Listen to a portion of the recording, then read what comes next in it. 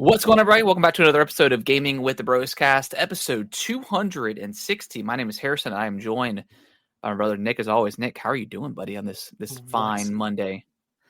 Doing pretty good on this fine Monday. A little tired. Sweet. Yeah, but I'm good. I'm good. Yeah, a little tired, but that's all right. But yeah, we're gonna talk about I think so every Monday, unless one of us misses the episode or something like that, we're gonna be talking about and kind of reviewing, giving our thoughts on the latest Last of Us episode. So full spoilers for that episode when we get to it, and we'll try our best to not spoil the actual game itself, because it could be hard to talk about some of that stuff before certain events happen. But we'll try our best to not do that. But before we dive into that, let's Nick, how was your week? Week was good. I watched the Wicked movie on Friday. Okay. Very good. I thought you'd already seen that movie. No, I saw the play. Oh, that's right. Okay. I was in New York. Yeah.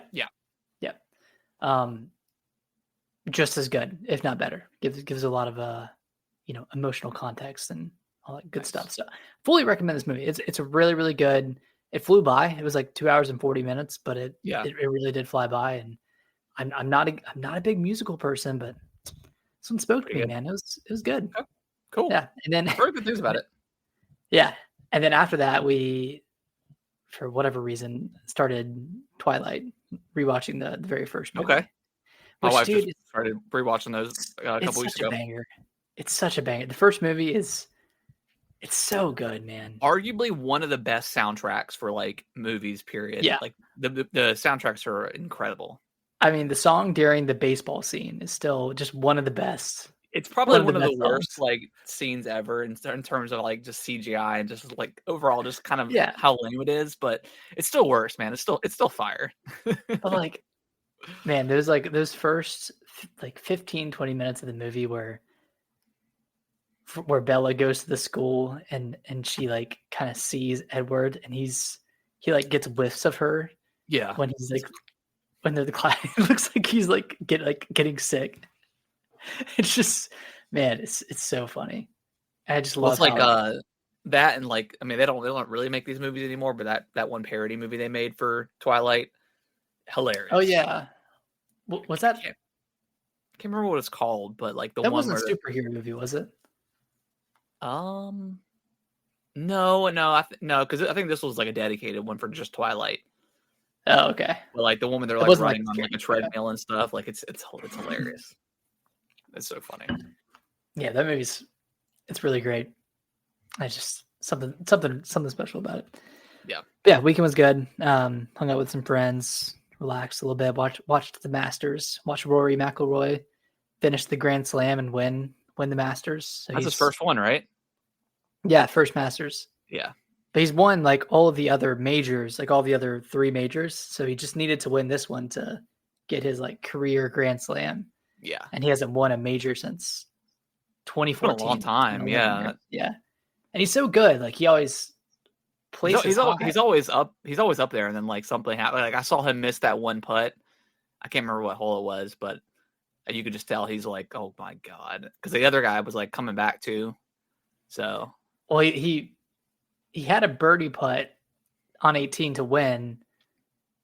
And he missed it and got a par, and then he had to go into a playoff with maybe that's what I saw. Yeah, with one of the guys that had already finished, and then he beat him on the next hole. Okay, so it was a pretty emotional moment, just like just his reaction and his celebration. So it was really cool. That's cool. Yeah. What about you? How's your weekend?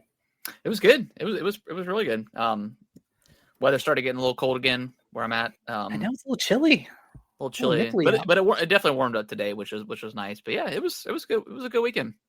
Nice. Ready for I'm off on Friday, so got a little short week this week. So I'm excited to have Friday off, and then we don't have the kids, or our kids are in the beach with our parents. So we're kind of kid free right now. Just kind of chilling. Went to a Mexican restaurant yesterday. Got some margaritas. It was delicious. A little ACP. Great. Nice. was What are awesome. you doing anything Friday, or are you just taking the day out? Well, Brittany's got to work. I think we might go out Friday night because the kids are coming back Saturday, like sometime in the afternoon. So we might go out and do something Friday night, and hang out. But yeah, it was a good week. It was good. Oh yeah. All right, shall we dive into Last of Us Season 2, Episode 1? Yeah, let's do it. So yeah, again, full spoilers for just this episode. Obviously, we don't know what happens in the next one. We can guess what's going to happen. But yeah, Nick, I mean, how did you enjoy this episode? I think overall the episode was really good. I do want to start at the beginning because it was so weird to me that they opened with Abby and her giving a lot of exposition and explanation for why she's doing what she's doing. Yeah. When that wasn't revealed until later on in the game, and I feel like there was a certain shock factor that made that moment more impactful, and I don't know how it's going to translate now that they've already revealed the motive. Yeah. For why she's pursuing Joel. And like the ending scene of this show of this episode where it shows them kind of looming on their town. Yeah. I felt like that would have been enough to set up at least some questions for the uninitiated viewer that hasn't played the game. Like, oh, who's this new group? It seems like they're looming over Jackson. It must spell something bad. But yeah, I think I was a little bit less. I don't know. I felt like because I didn't like The Last of Us 2. Like I just did not like. I thought the structure of that story was just all over the place. Like I don't know. I really need to go back and replay it to get new feelings on the game. But I just felt like on what happens. Like I don't know. It's hard to talk about without spoiling anything. But I just felt like the structure and the storytelling of the last was just kind of like the scene with the like the dance or whatever. Like that scene isn't revealed until the end of the game to find out like what actually happened that night. I don't know. I feel like they're pacing wise. I feel like it's really good. I feel like they're doing a good job of just setting up all the characters and. Yeah, that particular scene is probably going to be less impactful for those who have played the game, but I'm very curious because I'm watching this with my wife to see how she reacts. Does she know what's going to happen? She does not. Okay. So very, very curious to see what her thoughts are. If that comes to fruition, which I'm assuming it is. I bet it'll. But, yeah. But yeah, and like so, what I really liked about this. And again, it's hard to talk about, and maybe we'll be able to talk about it next week. I feel like they did a really, really good job, and maybe I'm just misremembering from the game with Joel, but I feel like they do a really good job of it's been 5 years since since season 1. Yeah. Joel is really more of like a laid back guy now. Like he's not really going out there and doing. Scavenging and stuff like that. Like he's kind of runs, yeah. He's got more of like a, I'm not gonna say like political, but like he's in charge of like maintaining and rebuilding and stuff like that. So that particular scene that happens, in the game, that makes more sense on why his guard was down, and I just didn't. Again, it's hard to talk about, but in the game, like it really made me mad because I felt like that's not how Joel would react. But then building this up in this episode, it seems like that makes more sense for that to happen in the future. Yeah, I mean, he's kind of lived a cushier life for the past 5 years, and his time there has been more about social relationships than it has been about survival. So of course you're gonna let your guard down. He's in a more bureaucratic position now where he's making decisions on behalf of the people at Jackson. Yeah.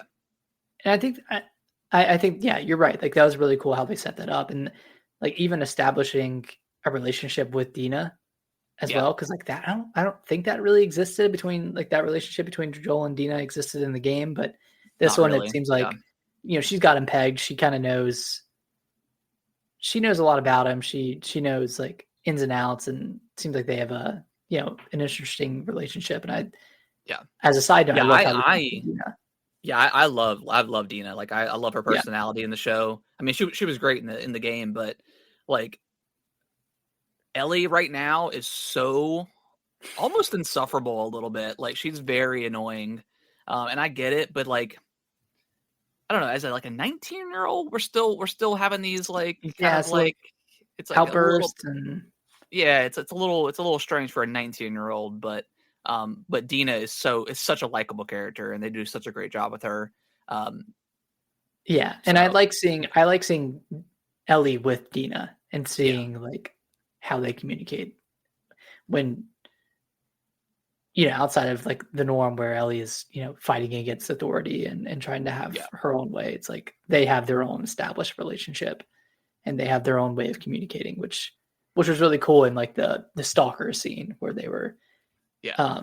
or the clicker scene where they were planning on how they were going to attack the clicker. Like all Yeah. that stuff was really well done, in my opinion. Yeah, and that can also be like kind of the teenager angst thing because it's like, okay, like you're not supposed to like like why on earth would you follow a clicker or whatever Right. into this building where you don't know kind of the landscape of it. That it's very like kind of naive of them, and maybe Yeah. someone like Joel and Tommy who definitely wouldn't have done that. And even the people in the party were like, yeah, let's just report this and go back. Um, So that obviously will probably get them in trouble in future episodes. But yeah, I mean, I really like you said, I like the bond between Ellie and Dina, and yeah, and establishing that relationship with Dina and um, Joel is awesome. Yeah. And then and again, I might be misremembering, but setting up the stalker and then her reporting back to like the council Yeah, and saying, "Hey, like this is an abnormality. They seem to be getting smarter." yeah, And like that sets up a whole new threat and a whole new precedent for this season, yeah, which they have a lot of like they have a lot of cool creatures in season or in part 2 that I'm interested to see them adapt, but the stalker is definitely one of the yeah, one of the more interesting ones that like kind of throws everything on its head. It's like, oh, this thing is like hunting you now. yeah, So exactly. it's cool how they set that up with And the council. I love like when they were in the council and the one lady was I think Tommy's wife. She's like, yeah, Dina was totally lying, but I believe Ellie. Yeah. Yeah. That was great. And Yeah. then like I know they're kind of straying away from the game a little bit. But like the moment Joel has with the psychiatrist and Hmm.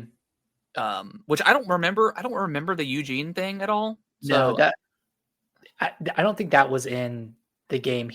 In the game, Eugene was mentioned, but he had died of natural causes. He was like one of yeah, the only people there that died of natural causes. So okay, I think the reason they added that was to add some baggage to yeah, Joel and show that he's not clean. What yeah, what he's done is not clean, and exactly. your past can come back to haunt you in different ways. And man, Pedro Pascal is such a good actor because like that entire Yeah, scene that just of him performance was so like good. when she was asking like there's something else and he's just like trying to figure out how to say it and then him just tearing up and then he just stands up and she kind of like jolts back a little bit and he's like I Yeah, saved her or whatever. Like so good, man. So it was good. it was a really good scene. Like Yeah. both of them were so good, and that's one of the things that like I hope they keep adding like little like nuanced scenes like that give Yeah. more character to Joel and hopefully they do the same for Ellie and kind of show her in a different light outside of just the 19-year-old that's always battling against everyone. Yeah. And I, I don't know. I feel like that's something they kind of missed last season. They never really gave her those kind of moments, and I'm hoping they do. And I'm sure they will in season 2. Yeah. And they try. I mean, they try really hard, like to establish that she's like kind of a badass with when she was fighting Yeah. I can't remember the guy's name, but and that's probably like, I don't know. There's so many people online that are like just hating on Bella Ramsey. I think she's fine as Ellie. The only problem I had, and maybe is why people are suggesting they should have had like a little bit of an older actress play her. It's just like she doesn't quite seem like she's gonna be that like scrap. But we'll see what happens. Yeah. Um, I mean, but, people were like, kind of saying the same thing about Abby not being this like bulked out in which character like she is in the and game. she was, and she in that first, or that the first scene we see her, yeah, she's very, very scrawny. But 5 years have passed, and we see her again, and she's got winter clothes on. So maybe she does like bulk up like she does in the game. Yeah. We don't know that yet, but so yeah, I mean, there's little things like that with the casting, where I could understand what people are upset, but whatever. Right now, like the first season was so good, and like I felt like the casting was awesome, and everyone did a really, really great job. So I'm trusting the process of how they're going to tell the story. But yeah, and then I guess towards the end of like the episode ends with that drain, that sewage line or whatever it is, and there's like Cordyceps kind of. the cordyceps coming out. So I don't remember that in the game No, either. I think that's something they added in. And I think that is related to when Ellie was carving her stomach to make it look less like a bite, and then she put the knife in the sink. Oh, okay, you think the water? Yeah, the cordyceps might have gone down the drain. Oh, I didn't think about that. And maybe that's like, because they kept showing like a big horde, yeah, that's coming towards Jackson in the trailers. Maybe that's what brings them in, since like they're all connected. I don't think that's in the game, but like in this version of it, they're all like connected and can communicate with each other. So, which is interesting. It's very cool. I think something a little bit different than the game. But yeah, overall, I thought it was a great start. I thought a lot of people complained that it was a little bit slow, but like I felt like we kind of needed the backstory a little bit on what's going on. I mean, it's been 5 years since the first season ended, in their timeline. I felt like it was a great. We got a little bit of action. We got a little bit of everything. Yeah, I mean, it's going to be hard because the season it's 7 hours of content in total, and the second game, even the first half of the second game is well over 12 hours. I mean, in total, the second game. I think they said like it's going to be broken up into 2 seasons. Yeah, which makes sense, but like even with that, there's a lot of stuff that they're not going to cover. They'll glaze over, but I think they're going to build up the important moments and the moments that really resonated with the players. And if they're breaking it up into 2 parts or to two seasons, we may not get that big moment until maybe the end of this season. No, I think it'll be. You think it'll be? I think it'll be. No, I think it'll be episode 3. But I think the second episode, at the end of it, it's gonna set it up. Okay. And I'm gonna get into like real spoiler territory for 1 second, so everyone close your ears. But I think it's gonna be reminiscent of The Walking Dead, where they have everyone lined up. Yeah. And Negan is picking his person. I think it's gonna like kind of give that energy where like it ends on that note. I was thinking something similar. I was thinking, and again, this is spoilers, but I was thinking maybe it ends with Abby having the shotgun and she shoots, and then it cuts, and then it picks up, and then that's when everything happens. It's gonna be crazy though. I'm not ready to relive that moment again, but we'll see. And honestly, I'm so interested in like the viewership from that week to the next week. Yes, and like if it's gonna drop off a cliff. That's why I was wondering if they were going to save that big moment until the end of this season. But we'll see. I mean, we know it's inevitable. So how they pull it off, we'll see how that happens. Yeah, I mean, overall, the episode was great.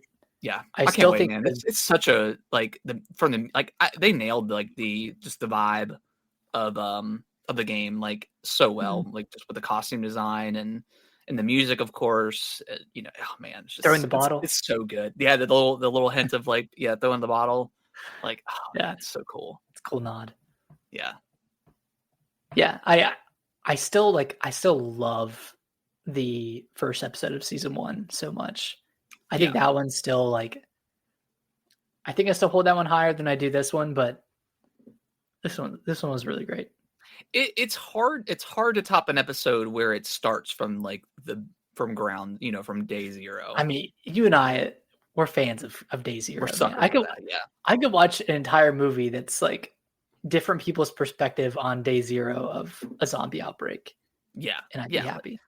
Oh, that would be incredible. Like, yeah, give me a spinoff like season of this show for like 3 or 4 episodes, like 30 minutes each, and just have all the characters that you meet or know about, and just have that would be incredible. I absolutely love stuff like that. Yeah, like have like a side series dedicated to the, who's it? Bill and Ted. What was the Bill? Yeah, some. And see that, and that's where I've like over the years, like I have like begged companies like, okay, we don't need to wait 5 or 6 years in between like a major game. Give us like a small spin-off title for like $20. Make it really tight, and it could be like a side, a side story for a character that you meet in the game or something. I don't know why companies don't do that more often. I understand that you have to set aside a part of your team and you got to spend money, but I feel like that would be such a good idea, especially for a zombie game. Yeah, that'd be so good. So yeah, but yeah, I'm very excited. So I always look forward to like watching something really, really good on TV. So just makes Sundays even better now. It does. All right, Nick. Any last thoughts on Last of Us? No, I mean, we'll see what happens next week. We'll see what happens. It could be a big one. Yeah, could be a big one. All right, well let's talk about you played some more Xenoblade. I finished the campaign. Okay. Finished the main story of Xenoblade at like 53 hours, and I still have the epilogue to do, which I think is another 5 to 10. Oh wow, 5 to 10 hours, and it takes place in a completely new region. So excited to keep playing that. I'm going to put it down for a little bit, I think, just because I put so much time into it so quickly, and I burn myself out a little bit. But I still really love this game. I hold it in very high regards. It's still under 3 for me. I still think 3 is my absolute favorite Xenoblade game. 3 is great. But X is pretty special. It has, I've said this before, but really, really great side content, really great progression. There's just so many mechanics in this game to dive into, and you can really like create your own ecosystem kind of. But yeah, really, really enjoyed this game, and I'm excited to get back into it. I'm like, a sliver of me is like waiting for Switch 2, the performance patch for Switch 2. Yeah, like maybe I should save the epilogue for that. It's got to be coming. I bet they'll announce it. I think so. But let's talk about the big release of last week. South of Midnight. Nick, I don't know about you, but I'm loving this game. I'm in chapter 4, so I'm dealing with Two-Toe Tom. Oh yeah, the giant alligator or crocodile. Is it crocodile? Yeah, I think crocodile. Yeah, one of those two. Yeah, man, I love the combat is very, very mid. It's not anything to write home about. But everything else in this game is hitting. Like I love I'm a sucker for like clicking in the right stick and you have like a navigation, and it makes like sense towards like the story, because it's like the strands telling you where to go, and then like they'll even say Hazel, and then it'll like be multiple voices saying it. That's really cool. So I always do that, and then I'm like, okay, I'm gonna go the opposite way of wherever that strands goes, so I can find a health upgrade or something like that. Absolutely love stuff like that. It's an extremely linear game, with areas that you can with offshoots sort of break off the path there. But yeah, love stuff like that. traversal's fun with all the different the glider you get, the Yeah. hook shot or whatever, grapple hook or whatever, you kind of something like that. And then the music is so Dude, good. Like music's good. it really really clicked when I was climbing up the tree man, and Yep. like it's telling the story of like, oh my god, And it was like man. an actually like a vocalized song Yeah, too. yeah. Dude, that hits Ah, so so hard in good. this game. Yeah. Yeah, and it makes sense, and like in the context of the story too. It's giving the story of what happened, and it's like this like kind of like southern twang music, and it just Yeah. fits so well. I love that. It reminds me of like Alan Wake 2 with the Yeah. music between chapters, or like that Yeah. music chapter itself. I man, every time I hear like a fully voiced song that like lines up with gameplay, I'm just such a sucker for it. Yeah. It works really Yeah, well. this is the exact game that I needed right now. I was starting to Mhm. get pretty burnt out on like open world, which is why I set Xenoblade aside to play this. Yeah. This is like the perfect, like not too difficult. Like I said, the combat is like you go into these little arenas and you fight 2 or 3 enemies maybe, and then you gotta, I don't know, kill like the little bud, and then it'll like repopulate the area with flowers and Mhm. stuff. And the game looks beautiful. Um, I mean, it's yeah, not like an overly easy game. It does get more difficult yeah. as you go. Like Yeah, I mean, I've died once or twice. you're not just Pretty button fun. mashing. You do have to like strategize a little bit with dodging and stuff. But Yeah, um, because you have yeah, like your push ability. You can like push enemies away. You can pull enemies in, and then kind of yep. like freeze them with your strand with your weave thing. And then you have like the weave ability where you can freeze people. And then there's another ability. I don't know if you have it yet. Do you have 4 abilities? I think it's just a 3. Okay, I won't spoil it, but there's Okay, a 4th ability that you get. It's okay, not anything crazy, um, but it does add like a new gameplay mechanic outside of combat. okay, That's not like cool. just traversal related. So it's pretty cool. Yeah, Um, this game is real special. I think if you yeah, have Game Pass, I think it's an absolute must to play. You just try it out. Just the and story it's only alone. $40, I think. Yeah, it's only $40 too, which I appreciate Xbox and having these, we talked about it before, but like utilizing all the different, tiers of Pricing, I a guess. pricing, yeah, a Yeah. pricing, and we talked about that with Nintendo, I think last week, but that's very smart. That I don't think they could get away with charging $70 for this game. I think 40 is the sweet No. spot for this. Yeah, So I think it is, and so I'm at like chapter 9 at okay, this so you're point. pretty So deep in. yeah, pretty deep into it. Probably 7-ish hours into it at this point. Yeah. And I think there's something like 14 or 15 chapters, so it's not super long. No, I heard it's like 10 to 13 hours, something like that. Yeah, yeah. But I mean, I don't know. I've paid $70 for a game that's 10 hours. I mean, Callisto Protocol. I know we split that one, but that one was under Yeah. 10 hours. Yeah, that's true. I don't know. Like whether a game is worth it is always so subjective. But Yeah, this is a really absolutely. great Game Pass game, regardless. Like, Yeah. it's one I might not have tried because it has it has a 78 on Metacritic. It's not an incredible score, but it being on Game Pass, it's so easy to jump in, and like it seems like a decent amount of people are playing because I'm not always getting a diamond achievement Yeah. when I when I unlock something.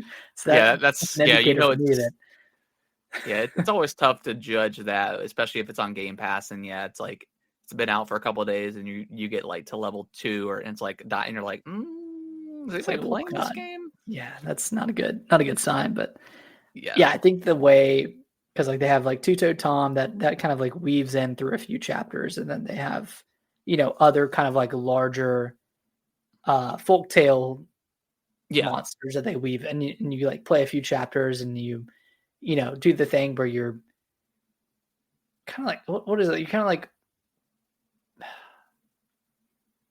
accessing their memories. You're like destroying the strand, like you're getting their memories. You're like helping them heal or something like Yeah, that. helping them And yeah. heal.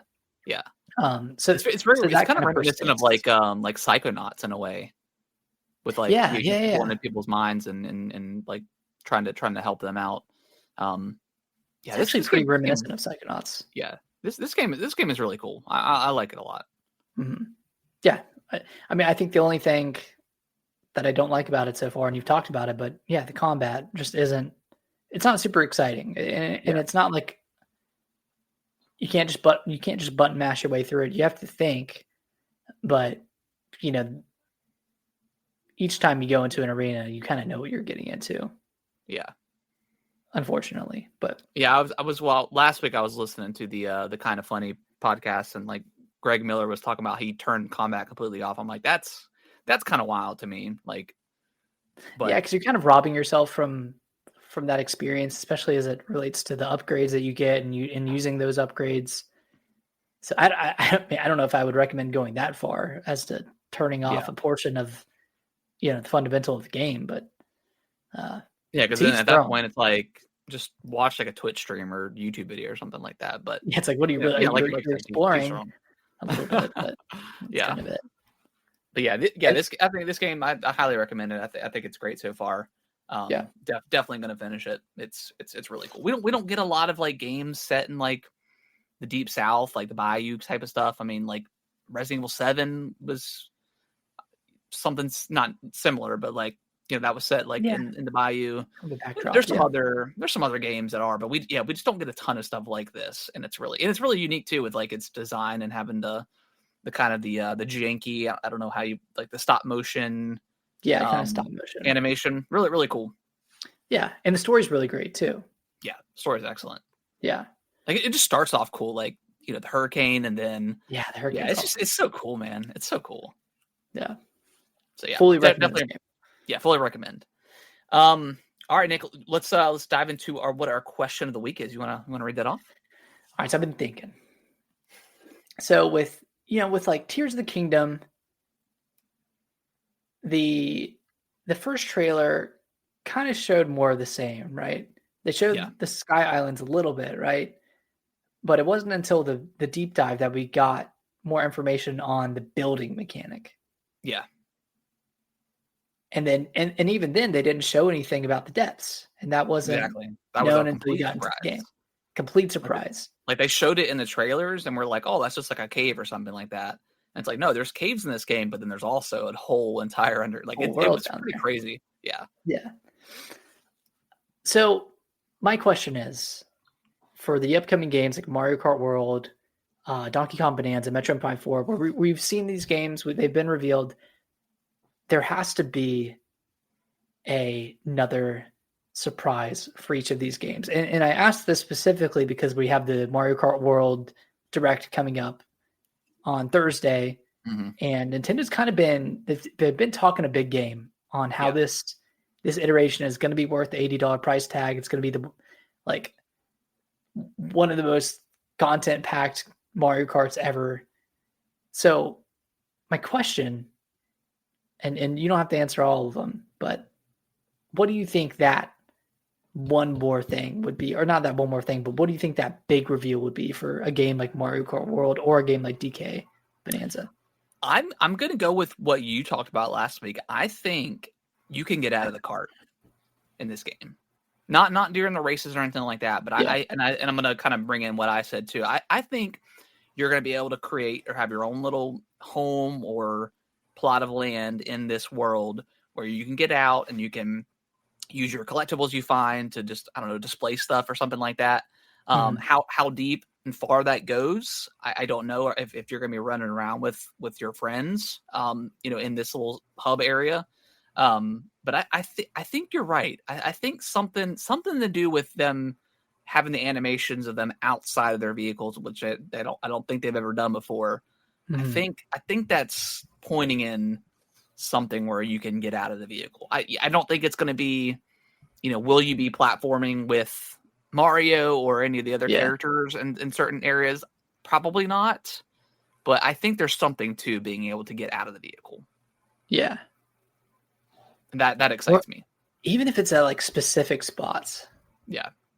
and it might not even be that intricate or that deep of a mechanic. Maybe it's like you go to a scenic spot and you can meet up there with your friends and get out of your vehicle and like hang out and have kind of a little hub to socialize. Yeah. I mean, that is a possibility though. I think that'd be very cool. With DK, I just don't know if we've seen enough of this game. You know, I don't know. I don't see us getting in like anything like else major. You know, other than maybe, I mean, because they don't really have side quests, because it really is like Mario Odyssey with like where just everything is. I mean, I know like the world is like packed full of like secrets and stuff like that. I don't know. I'm not quite sure with DK. I mean, with it, you be able to essentially destroy anything and everything. Yeah, I just don't know it. And it's kind of the same with Metro Prime. Like, I don't really expect anything like major that's going to be like a major game mechanic either. And I would be happy to be, you know, blown away by something like that. I just can't think of anything. Yeah. What about you? Anything that comes to mind? With Mario Kart World, aside from what I said last week, I think there is going to be like a big single player campaign. Okay. Maybe it's something to do with Rainbow Road, or like, I don't know, because they haven't really revealed like a Rainbow Road for Mario Kart World. Yeah. So maybe it's something to do with that. Maybe, I don't know. Maybe it's something, for whatever reason, you're having to travel to different points of a map to find something like I don't know, building Rainbow Road or something. And I'm this is just now coming to me, but like maybe if they're gonna have other characters from the Nintendo World like universe, like maybe there's like warp points where you can like literally warp into like Tears of the Kingdom map or something like that, and drive around, and then you'll warp out at some point. That could be really cool. Who knows if that's actually going to be a thing, but that could be really interesting. That would be awesome. Going off of that, so it's called Mario Kart World. I think there's going to be other continents. Yeah, outside of just this main continent that, you know, has like the 25 tracks or whatever, and maybe that's something that they talk about being added for free in DLC, or maybe it's something that's like that has its own big reveal. But I don't know. I do think there's going to be something story related that they're going to weave it, like that they're going to use the open world to push forward. Yeah, because it can't just be, oh, you drive around, you find secrets. Yeah, because like, what are you using this for? Are you trying to unlock characters? Are you unlocking new like car parts? Like, yeah, it's got to be something a little bit more than just that, right? So yeah, and then maybe DK, like, I don't know, maybe there's like a character like a Yoshi something, or I think I saw something about Rosalina maybe potentially being in this game, or Paulina. Sorry, Paulina. Maybe she's in the game potentially. So I don't know. What would that gameplay mechanic be? I'm not sure.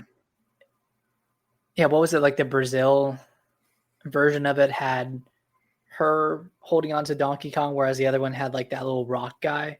Yeah. So maybe like maybe there's some sort of mechanic there. Maybe there's some sort of transformation mechanic where you get like different abilities. Yeah, that's a possibility. I don't know. Yeah, it's kind of weird when you can destroy everything. So it's not like anything can help you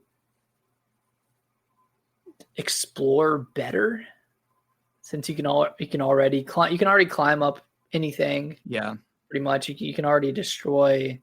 Maybe like a glider or something like that, or I don't know.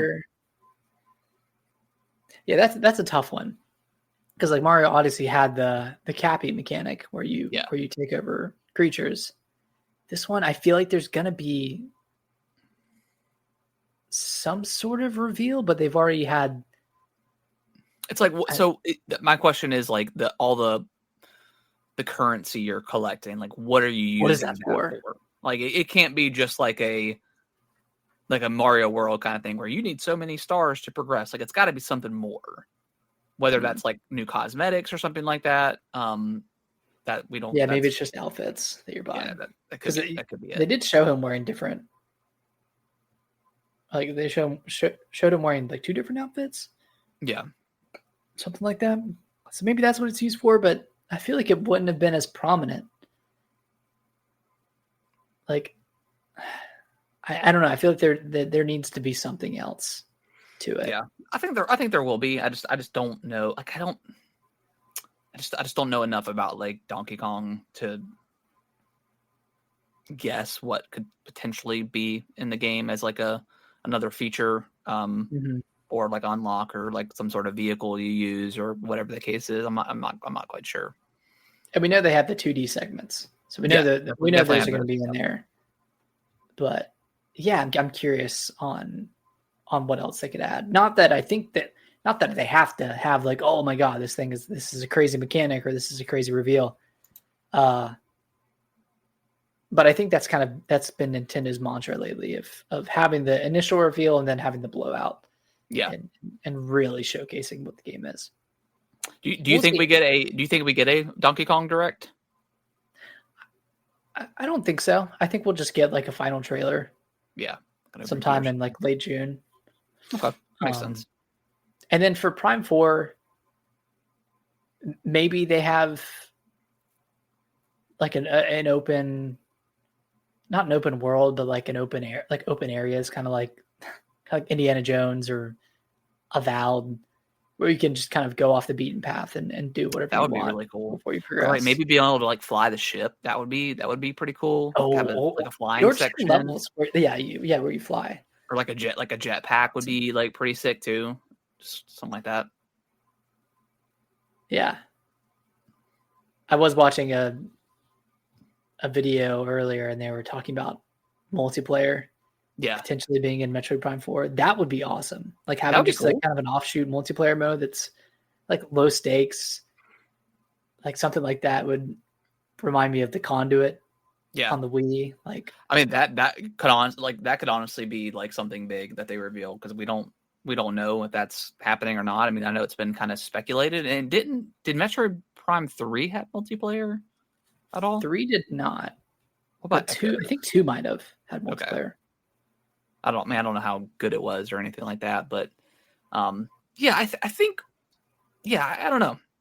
Yeah, like I said, maybe some sort of flying section, or maybe a jetpack or some other item, like some other like new type of item too. Like the Metroid series, it does get kind of like, it's kind of samey with like the weaponry and stuff like that.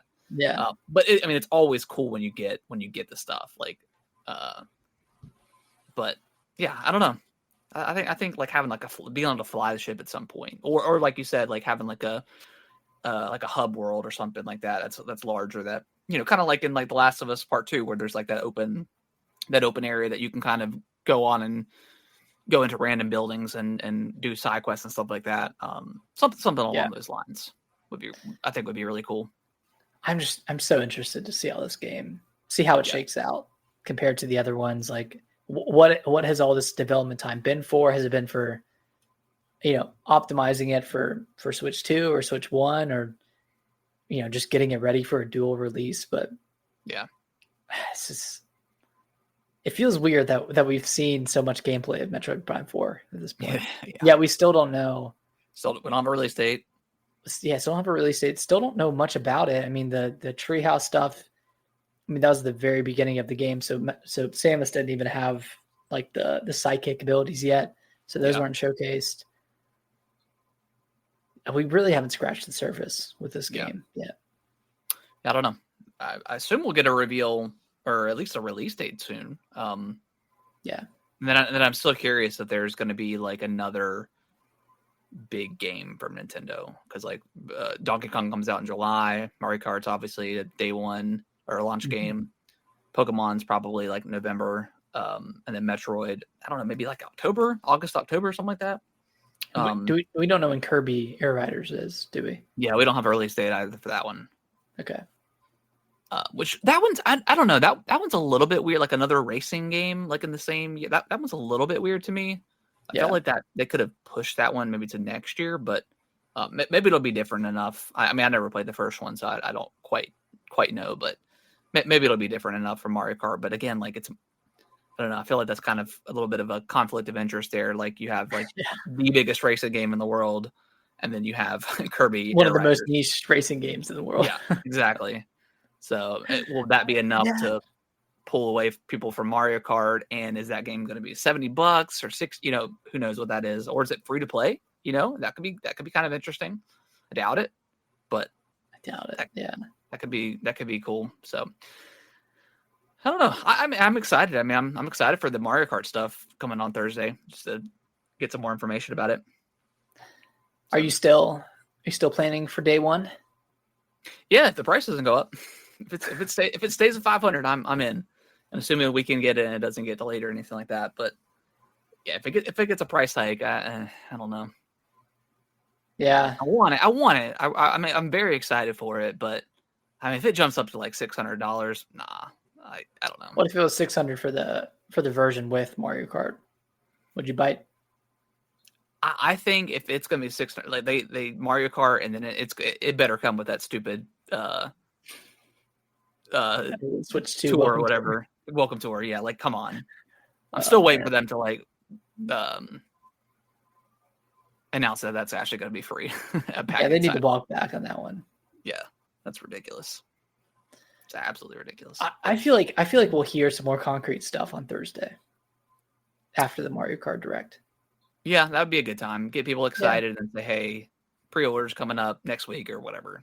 Yeah, next week, end of the month. I mean, there's still time. I know it's coming out in less than 2 months at this point, but I mean, we'll see. Yeah, we'll see. Hopefully the price doesn't go up. I'm not worried about it. Yeah. Let's move on to, so over the weekend on Saturday, Bungie did a live stream showing off Marathon. Nick, did you watch the stream, and what are your takeaways from it? I watched a little bit of the stream. I watched the gameplay reveal trailer. You know, I'm not excited for this game. I might try it out depending on the price. I know it's not going to be a $70 game, but it's not going to be free to play. It sounds like it's going to be in the Concord pricing area, probably around $40. $50. Yep. But dude, I hate to say that this is not going to be a success, but I just don't know like what the audience is. And I honestly don't know if it's going to do well. But that's not to say that the gameplay itself doesn't look fun, because it looks polished. Like, it's a Bungie game. Like, they make games with a really, really compelling and great gameplay. Yeah. But like, there's only 3 maps. There's no story.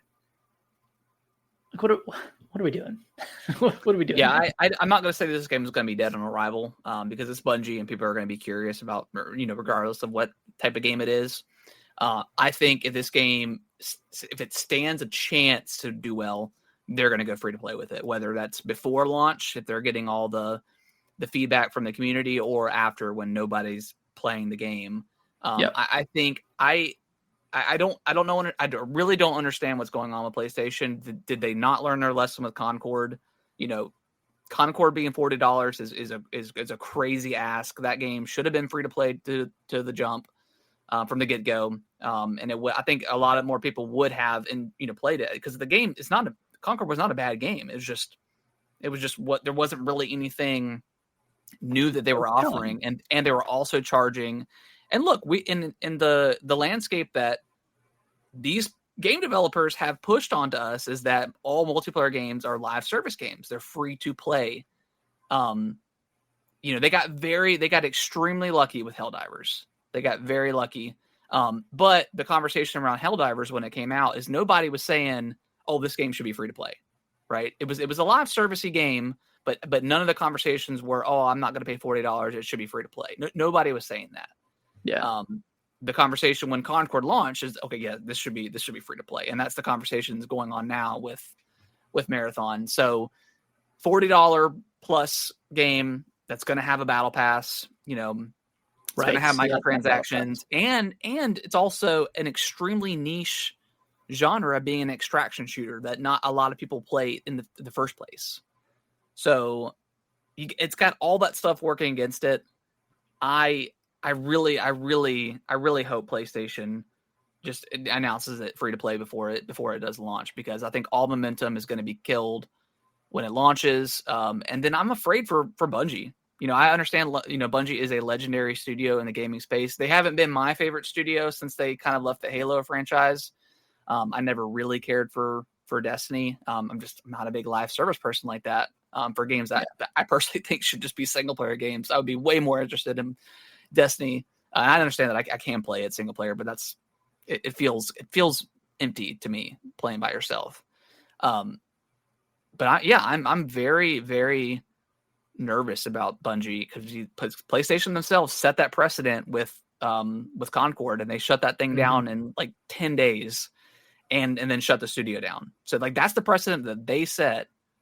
And now we're going into essentially the same exact thing with a more niche genre.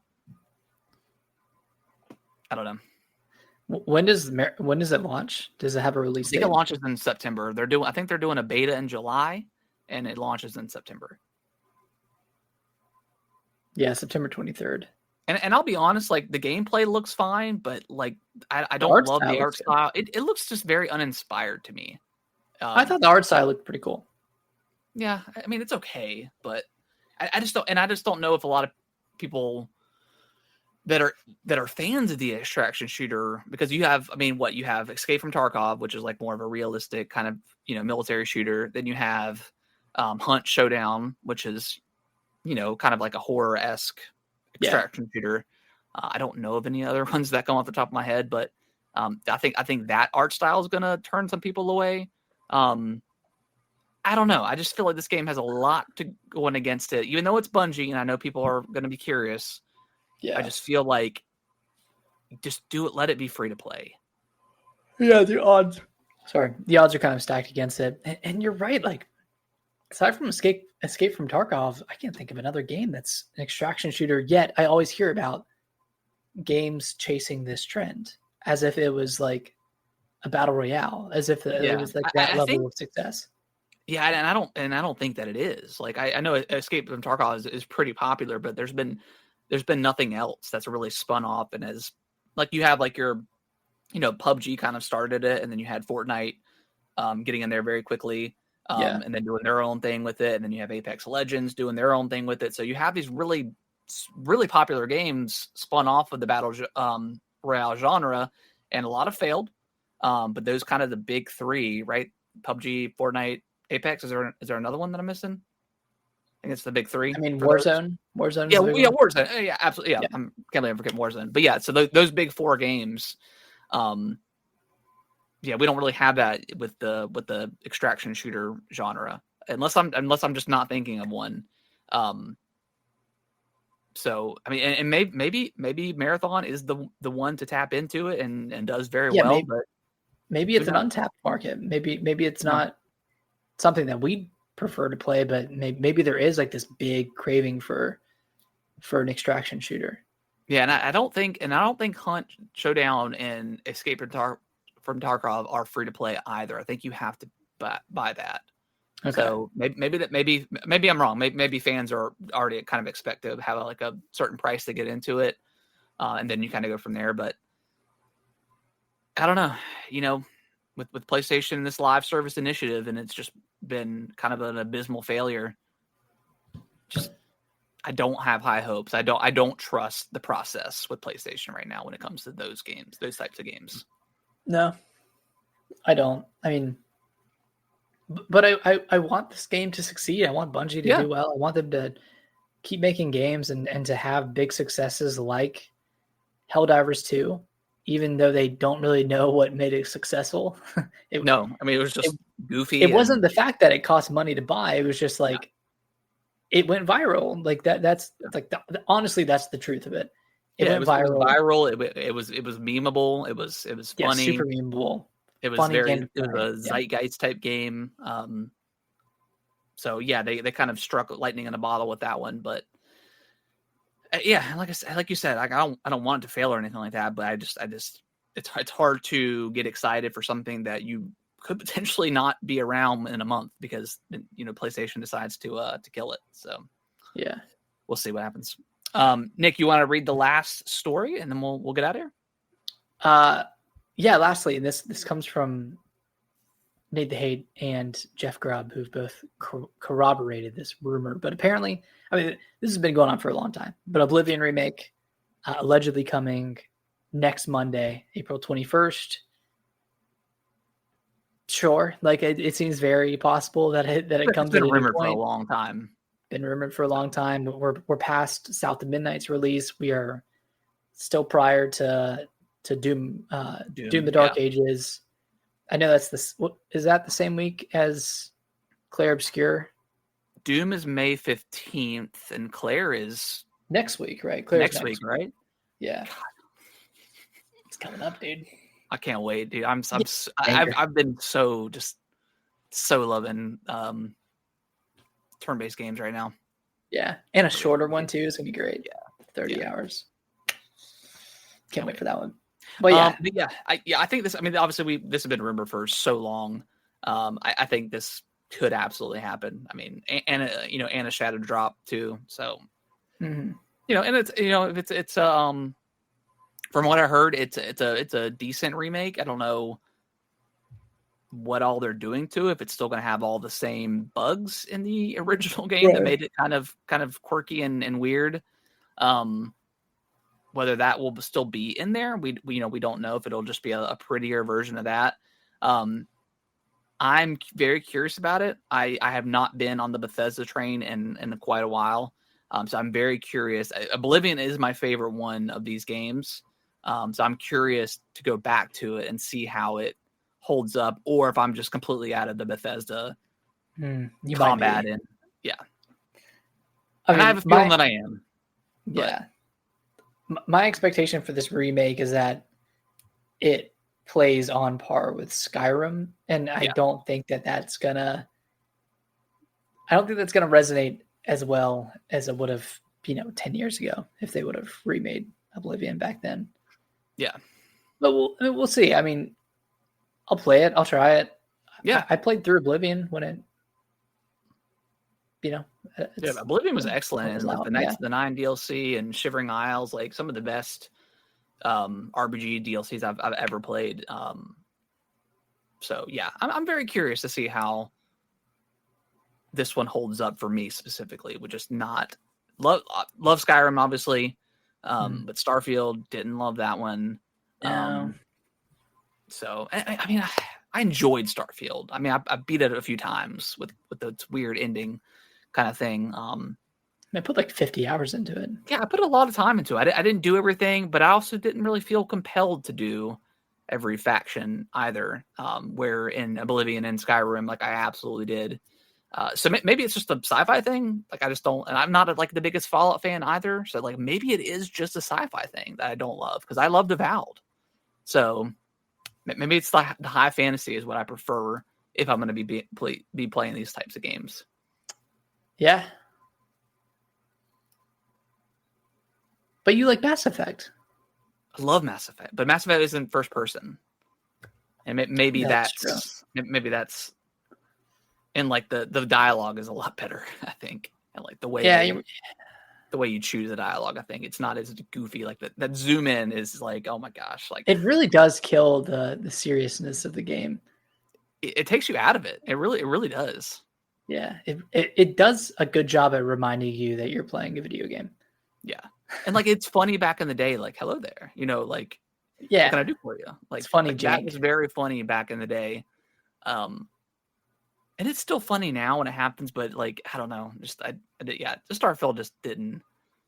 Maybe that's more of a testament to us than it is to Bethesda. Maybe we grew up, but Bethesda didn't grow up with us. Well, but I think that's kind of like the same sentiment like across the board right now. I don't think people like loved Starfield. I mean, there's some people that did, obviously, but I don't feel like it was like universally loved, like Skyrim was back in the day. And Oblivion, but but that was because Skyrim was like they were one of the only ones that did something like that, like a big open Yep. world where anything could happen. Like it was funny when something crazy happened. Yeah, Because and like you never see Fallout, that. Fallout 3 and 4 were maybe not so much of 4. Like I think people prefer 3 over 4. Yeah. But yeah, I don't know, man. I'm very curious to see how I gel with this game, with it being remade. Yeah, it's a great game. Well, not long to wait. Yeah, not long to wait. It's true. All right, guys. Well, I think that it's going to wrap up episode 260 of the podcast. We'll be back next week. Probably talking more South of Midnight, maybe some Xenoblade X for me if I get back into it. But then we'll definitely be talking about the reveal for or the direct for Mario Kart, and then I don't know, maybe we'll get some pre-order news. Hopefully, that would be nice. I mean, we know that the pre-orders are going live on Nintendo's website at May 8th? May 8th. Yeah, that's when the first batch of invites gets sent out. Also, what is going on with gaming journalism right now? Like, why can't anybody get it right? Oh my god. Like that has been on their website since the reveal of the Switch. Yeah, like and then IGN just posted decides it. to pick it up a week and a half later. And then like, today, like Insider Gaming also like put out some misinformation as well, like about the GameCube controller. Like only IGN did as well. Yeah, only being compatible, but like it literally says like that same text like on all the controllers. So it's like, what are we doing? Like, do we not look into anything? Is it just Switch 2? We've got to put it out there. Yeah, it's very frustrating. Yeah, misinformation drives engagement. It sells more than the correct information does. So, but they don't even double down. They delete their posts because they got called out. Mr. Jake Randall will call them out quick, or Mr. Prime. Man, Jake and Prime are doing the Lord's work. They got a full-time job on Twitter right now. Dude, Nintendo needs to hire them because they're doing some free labor right now. Exactly. Yeah. It's helping them out tremendously, and they can use it right now with everything going on. All that misinformation, confusion, pricing is crazy. Yeah. Man. I wonder. Did you talk about last week if they're like kicking themselves about like just release it last year instead of this year? Didn't you bring that up? I did. Yeah, I bet they're kicking themselves in the foot about that with that. Like, damn, we could have just launched with less stock on hand, and not have stockpiled as much and gotten ahead of these tariffs. But now we're playing catch up. Yeah, we'll see how it all turns out, but we'll see. I'll be there day one. So yeah, absolutely. All right, we'll be back next Monday. Hopefully, everyone has a great week. Bye bye. Bye bye.